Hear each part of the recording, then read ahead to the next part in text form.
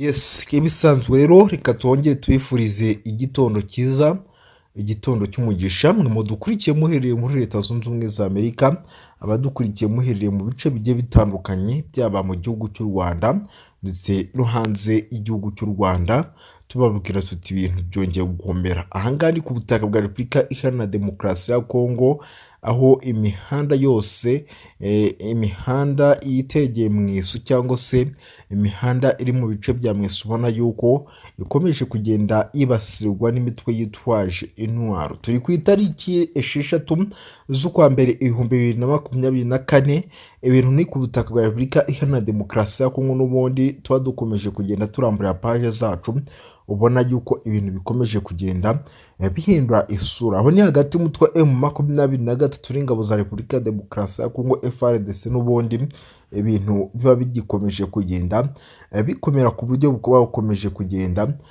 bugaragarira buri wese. Amakuru rero arimo aratugeraho aturuka ku butaka bwa Repubulika Iharanira Demokarasi ya Congo aremera yuko cyangwa se aremeza yuko bita General Gifka yafashe ikibuga cy'indege cya Kamena. Ayo nayo akaba ari amakuru tugiye kugarukaho tukareba ese byagenze bite, ese amakuru arimo aravugwa bimeze bite, ikibuga cy'indege se cya Kamena koko cyaba cyafashwe. Ibintu ubona yuko n'ubundi byamaje kugenda bihindura isura ku butaka bwa Repubulika Iharanira Demokarasi ya Congo. Uyu muntu wafashe ikibuga cy'indege, amakuru ahari ntago twari twamenye se ni muntu ki, yarashinzwe iki mu gisirikare cya FARDC.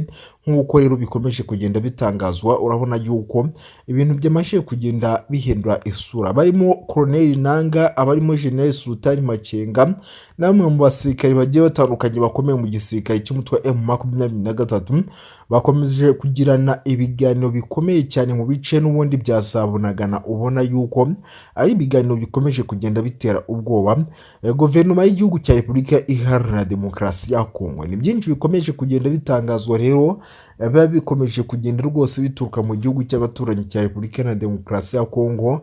Ni nako ndi bukubwire ukuru special forces ubundi z'abahibo n'ubundi zigikomeje kugenda zideployingwa zituruka Kinshasa, zoherezwa mu bice bigiye bitandukanye mu mujyi wa Goma mu rwego rwo kwitegura urugamba nyuma y'imirwano yasakiranyije imitwe y'abasi ku munsi w'ejo, igasakiranya n'ibindi bitwe igiye itandukanye n'ubundi kuri ku butaka bwa Repubulika Demokarasi ya Congo ikubiye mu cyiswe Wazalendo. Amakuru abyutse muri iki gitondo nuko ibintu n'ubundi bigikomeje kugenda bikomera ku butaka bwa Repubulika Iharanira Demokarasi ya Congo. Twihuse rero reka tunyarukiye n'ubundi ku butaka bwa Repubulika Iharanira Demokarasi ya Congo, turebe se niki kibyutse kivugwa muri iki gitondo, turebe se bihagaze bite, by'umwihariko hagati y'umutwe M23 n'ingabo za Repubulika Demokarasi ya Congo FARDC zikomeje kugenda zigaragaza yuko zitari bwihangane guverinoma y'iki gihugu ikomeje kugenda n'ubundi ikorana n'imitwe yitwaje intwaro irimo amasi nyatura byaba bakomeye mu cyiswe Wazalendo, imitwe irimo za Kodeko, imitwe irimo za FDLR, za Maimai ya Biruze Bishamboki, za Maimai ya Kutumba. Nimwe bene data, turinjira mu bice byo muri teritwari ya Rucuru, muraza kumenya byinshi nyuma ya Gahenge, ndetse kandi umutwe M23 unavuga ko wakoze ibishoboka byose kugira ngo urinde abaturage bo muri teritwari ya Rucuru. Na makuru tuba tugiye kubageza, ariko nyamuna muntu utari wakora subscribe rwose turagusabye urebe munsi y'iyo video yawe ukore subscribe, bityo winjire mu muryango mugari w'abadahwema kubana natwe, kugira ngo amakuru atazajya bageraho yamaze gusaza, yatoye uruhumbo cyangwa se amaze akanya, mu gihe twe tuba twayarekuye kare rwose rugikubita cyangwa se tukiyamenya. Imirwano irakomeje hagati y'impande zombi, twinjira mu makuru yacu rwose tubabwira inkuru tuyiva imozi n'imuzingi. Imirwano hagati y'imitwe ibiri y'abawazalendo yayivanye cyangwa se yatumye abenshi bava mu byabo. Iyi ni inkuru tugezeho mu kanya, turavuga tuti natwe reka tuyibagezeho.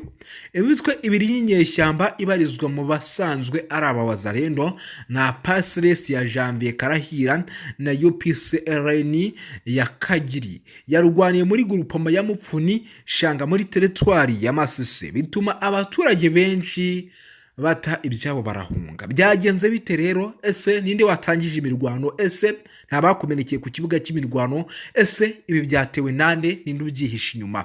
Iyi mirwano yabereye kuri uyu wa gatanu mu misozi ya Buyagu, Bishanga, Karambiro ikikije uduce twa Kishendu na Bweramana, bituma abaturage b'abasivile bahita batangira kuva mu byabo nk'uko dukomeze kugenda tubikesha ibinyamakuru bigiye bitandukanye byandikira ku butaka bwa Repubulika Iharanira Demokarasi ya Kongo. Akaba ari n'inkuru rwose yahise yandikwa n'ibinyamakuru byandikira mu kwaha kwa leta birimo ibi byaba Daniela Micombera ndetse n'ibindi binyamakuru bigiye bitandukanye. Amavideo yagiye hanze ku mbuga nkoranyambaga zigiye zitandukanye, nyamuna rwose amavideo yagaragaye arimo abaturage benshi bahunga, abagore, abana, bapapa, abasaza, ubona yuko rwose bamaze kuba bahunga n'ubundi bikomeje kugenda bibera nyamuna ku butaka bwa Repubulika Iharanira Demokarasi ya Kongo. Amakuru amwe avuga ko iyi mirwano hagati nyeshyamba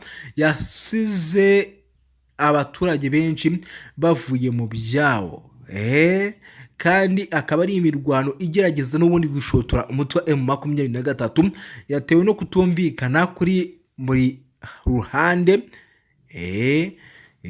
byatewe n'imisoro itemewe, mu gihe abandi bavuga ko gukoresha M23 ari ugukoresha M23 mu rwego rwo kubacamo ibice ngo babone uko bivuna umwanzi. Ngaho nguko rero itsinda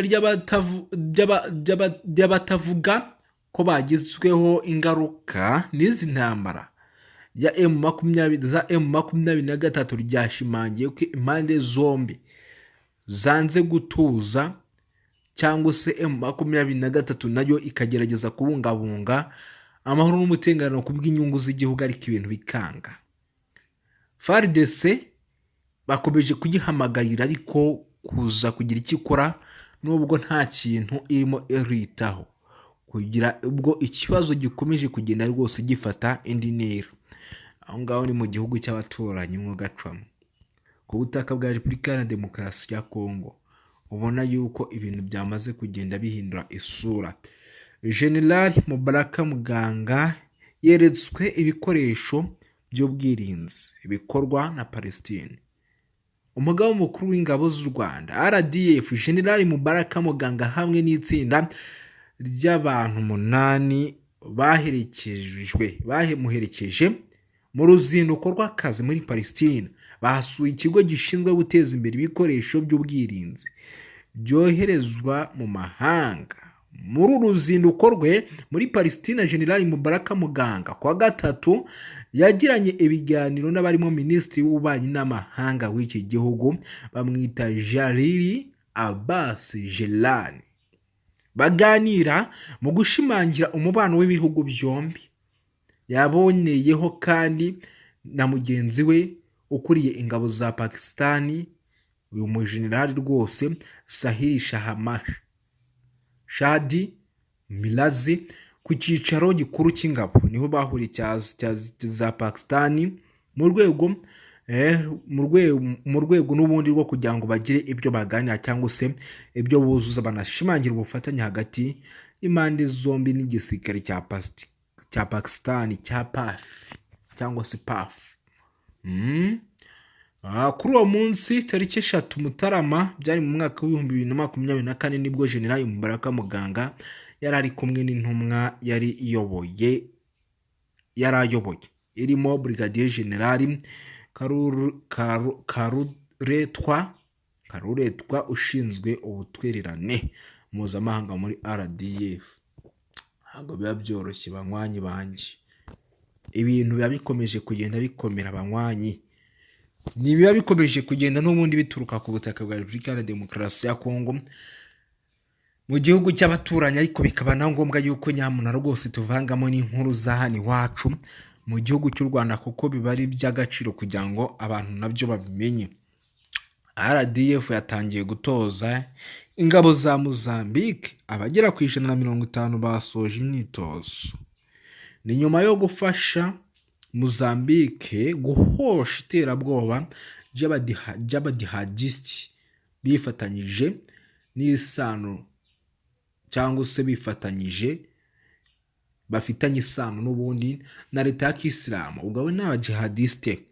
U Rwanda ubu rurimo gutoza abasirikare ba Mozambique mu rwego rwo kubaka igisirikare gikomeye gishoboye kurinda igihugu ibitero ibyo ari byo byose kitarinze gusaba ubufasha.